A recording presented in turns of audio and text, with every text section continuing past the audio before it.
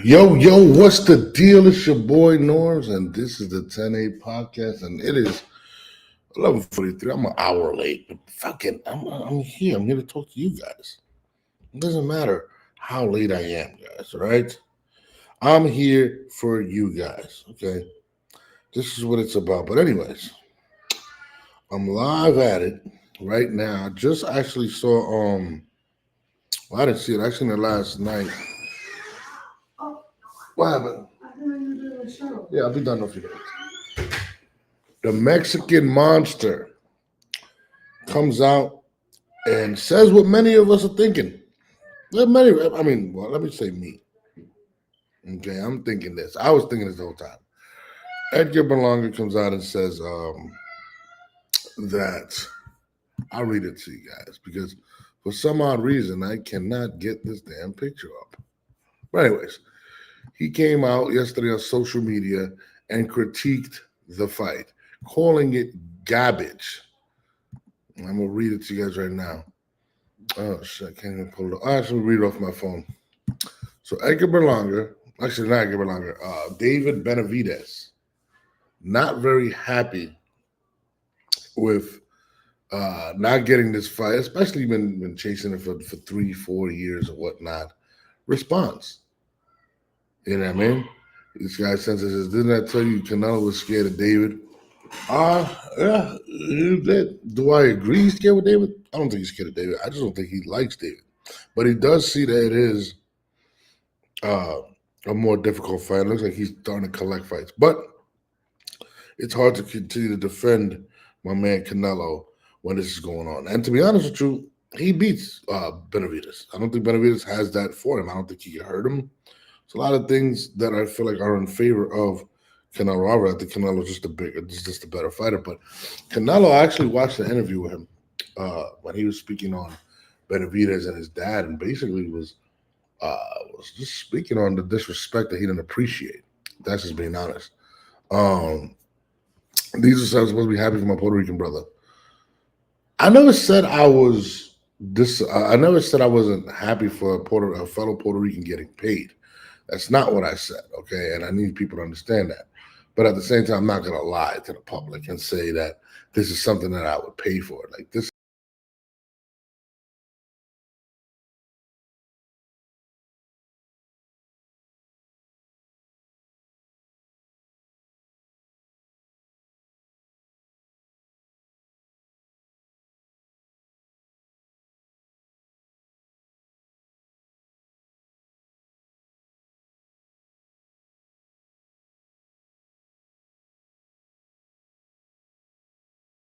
Fuck's up. Oops. Sorry about that. I'm all over the place. Michael Benton reported that David Benavidez has blasted Canelo Alvarez for Edgar Berlanga. Says it's a trash fight. Nobody wants to see that. But at the end of the day, Canelo doesn't face the strongest opposition at Two-Tone, the superstar, whoever that is. Now, I can't say Canelo is not facing tough competition. I think Heidi Munguia was a tough fight. I think his resume is better than anyone in boxing at this point. But for some odd reason, I cannot. He does not want to fight Benavidez, and Benavidez has every right to feel the way he does. But anyways, that's not the important part. The response, Edgar Berlanga responds to Berlanga. Berlanga responds to Benavidez by saying, "Fuck that fat ass. He's a dirtbag just like his father, and God don't bless nobody who always hating on another man. That's for females, bro." Man, and listen, there's a lot of people that aren't feeling the fact that, and I've spoken to multiple boxers behind the scenes that are not feeling the fact that they feel like Edgar Berlanga skipped the line without doing anything. And a lot of us feel that way. A lot of us do. I know I do. I don't think that this is a good fight. I don't think that Berlanga has done anything to warrant that. And I was talking to my guy yesterday for trial, my man Trap Life Star, whatever his name is. And he's always in Edgar's camp. He's always with Edgar Berlanga. And he says, well, Canelo fought Floyd and he was 40-0 and didn't fight anybody. Well, I don't agree with that one. But two, he was destroying people. Edgar Berlanga is not on an upswing and gets this fight. This man is actually coming off of a suspension for a year for biting someone. And then prior to that, got put on the canvas by a couple people, well, by a person, and wasn't that good. This is just the facts. And then fights an unknown Irish guy and beats him and then gets the number one contender like a week later. I mean, I get why a lot of these guys, especially somebody of Benavidez, has an argument for this. I totally understand where they're coming from. This guy went and beat Caleb Plant, he beat Boo Boo. There's nobody on his resume that resembles any of these guys, and he gets the fight. So it does look like Canelo is at this point just collecting paychecks. It's hard to debate that. Diesel says not only he's getting paid, he's getting a shot at undisputed. Absolutely, Diesel, and he did not earn it. There is nobody on the planet that can justify this fight. Not one person can actually justify the reason this fight's going down. You got to give his management team the you got to give his management team all credit in the world for being able to pull this off. It's not a good fight. And I came out and said if this was a fight to set up possibly a Terence Crawford fight, then I understand it. But at the same time, this is not Puerto Rico versus Mexico. This is an absolute dog shit fight. My battle fight says I rock with Canelo heavy. He's ducking Benavidez for sure. It is a high risk, low reward, though I feel Canelo earned the right. Cherry pick at this point, we got enough from Saul.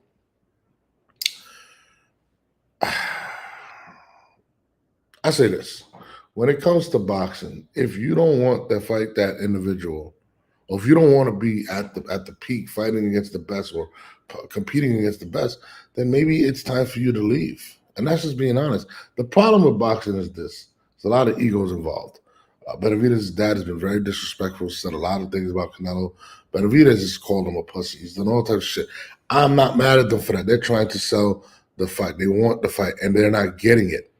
Canelo is one of those guys that, let's be honest, Benavidez is a big guy. He's damn near a heavyweight. He's even said he's willing to campaign at heavyweight eventually. This is a big guy. So Canelo understands that. And to take on the fact that he's disrespectful, he's like, you know what? Whatever. You guys want to fight? This is what you owe me. Now, it's kind of like weird. When you get disrespectful, Canelo, he doesn't appreciate it. He doesn't want to fuck with you. Like, if you notice, everybody that gets to fight is very, thank you, Canelo. And nobody talks shit to him. And it's funny because Oscar De La Hoya in an interview actually pointed that out. He's like, you got to play nice with Canelo if you want the fight. He goes, as much as you want to say whatever, if Canelo feels like you disrespect him, he feels a way he won't give you the fight. And that may be corny, but that's just how he is. And in boxing, like the belts don't really mean as much. He already won the belts. He just got stripped for not fighting Skull. I don't even know who the hell that guy is. You know what I mean? So, hype man, we are chopping up. Benavidez came out, and then Edgar Berlanga responded. He called the fight with Canelo a trash fight, and Berlanga responded calling him a hater.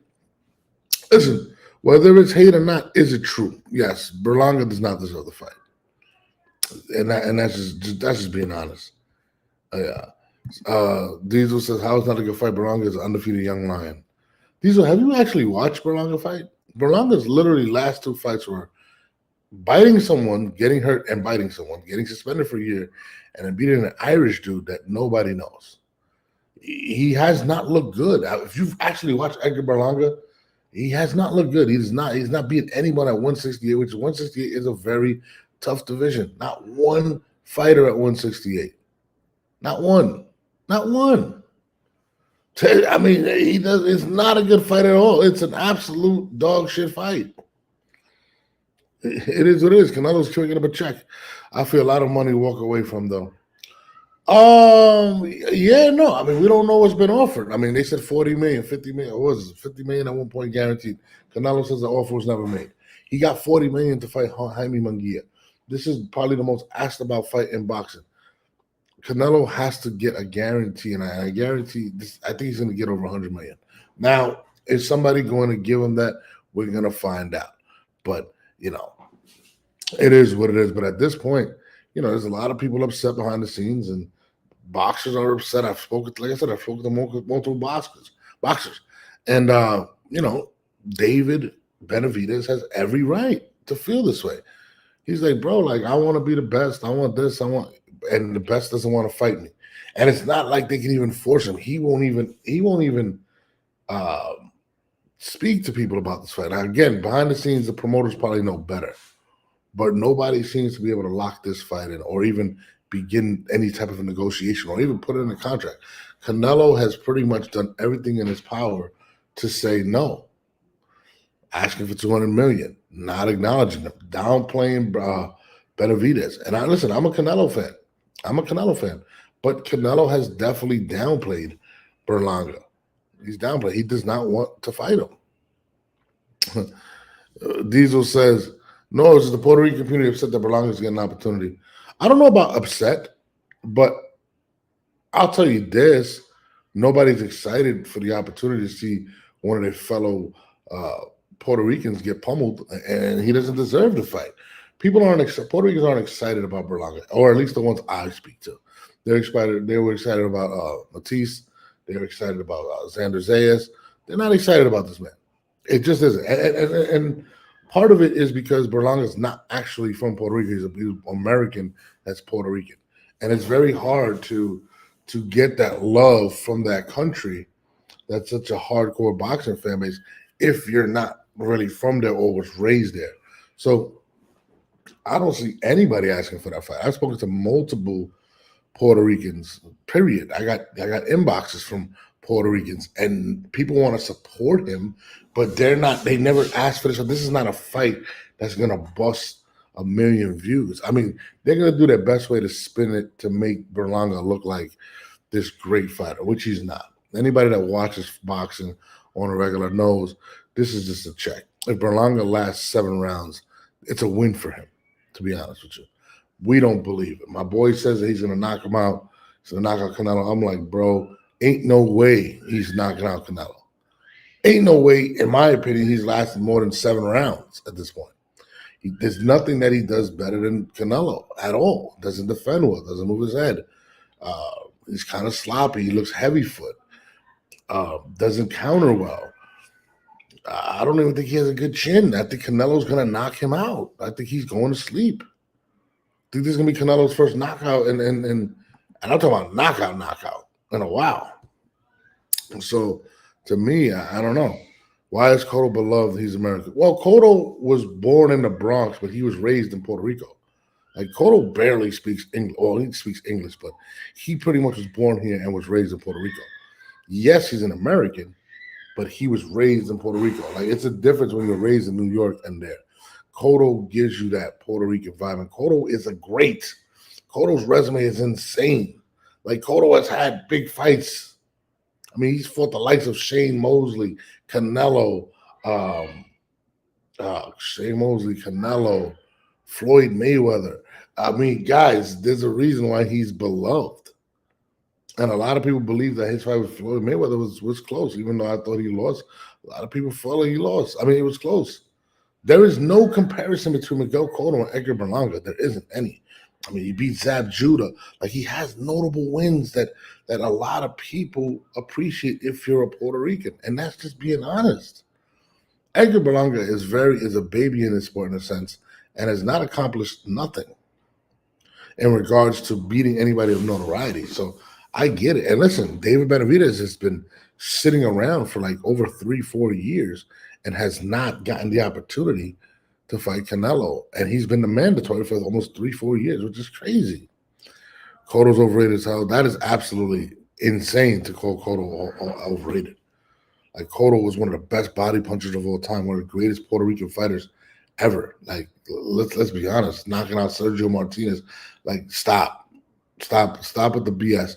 But Berlanga's really done nothing to warrant this fight.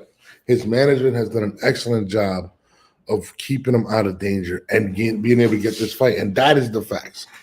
Whoever his management team is, he needs to give a raise to because they kept him out of danger. didn't have to fight any big fighters in order to get to this fight and gets to the bag. Now he's gonna get a couple million. He's gonna be set for life probably. You know what I mean? Depending on how he invests it.